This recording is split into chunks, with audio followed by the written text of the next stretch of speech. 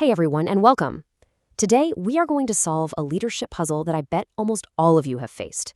What do you do when a really promising new hire just isn't performing? The answer, it turns out, reveals this critical mindset shift that really separates the good leaders from the truly great ones. So let's jump right in and solve this thing together. Okay, I want you to really picture this. You just brought someone new onto the team. You were part of the hiring process, you were excited, you thought this person is going to be a valuable asset. But now, a few weeks in, their performance just isn't hitting the mark. What is the very first thought that pops into your head? And be honest with yourself. This exact scenario is what we're going to break down today. You know, this situation is actually framed like a classic leadership question, kind of like something you'd see on a project management professional or PMP exam. It's designed to test your instincts. It asks you to choose the first assumption a great coach should make. And the answer, well, it reveals a core principle of modern agile leadership. So here are our choices. Do we immediately think, it's a motivation problem? Or maybe it's a process thing, like the product backlog is a mess. Or another process issue, maybe the work in progress limits are off. Or is it D? Is it an issue of resources, like a lack of information and tools? Now, 3 of these are really common traps. Only one of them is the key to unlocking this puzzle. Okay, so before we get to the right answer, it's actually way more important to understand why the other options are traps in the first place. A great coach knows how to filter out all the noise to find the real signal.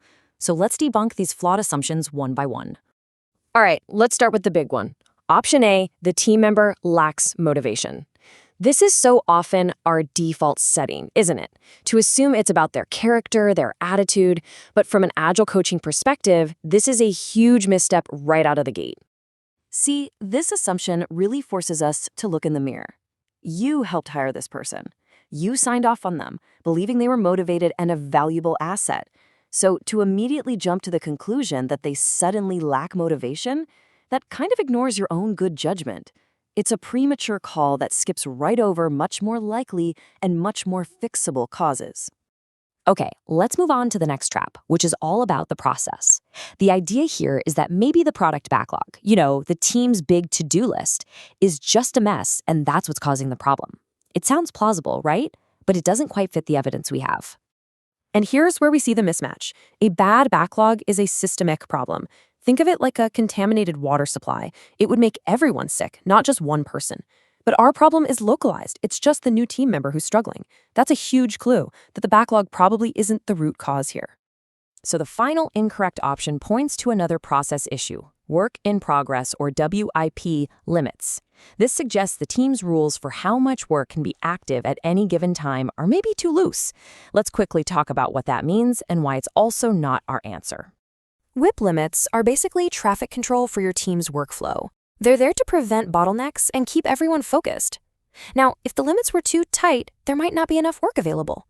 But our option says the limits are too wide. So if the WIP limits are too wide, that means there's a huge pile of work just sitting there, available for anyone to grab. Now, that might overwhelm the team as a whole, sure, but it's super unlikely to be the reason one new person is underperforming. There's plenty of work for them to do. The problem must be somewhere else.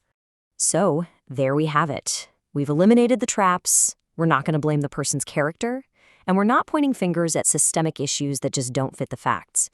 So now it's time for the reveal. What is the correct first move? What's the one that really embodies that Agile coaching mindset? And here it is. Your first assumption should always be that it's a capability issue. You start from a place of support, not suspicion. You assume the person wants to do a great job, but they're just missing a key ingredient. Maybe it's the right information, maybe it's the right tools, or maybe it's just a little more experience with how your team does things. And look, this isn't just some nice, fluffy idea. It's a foundational principle of great Agile leadership. This quote really gets to the heart of it. Great leaders know they've already done the hard work of hiring the right people. So when a problem pops up, they don't question the person, they question the system and the support structure around that person. And here's why that approach is so powerful, because it works.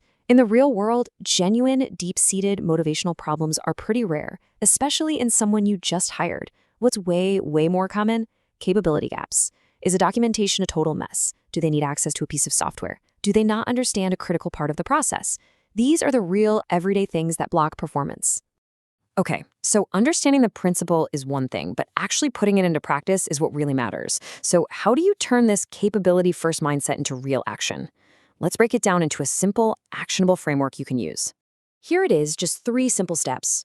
First, just observe. What specifically is the issue? And this is key. Don't attach any judgment to it.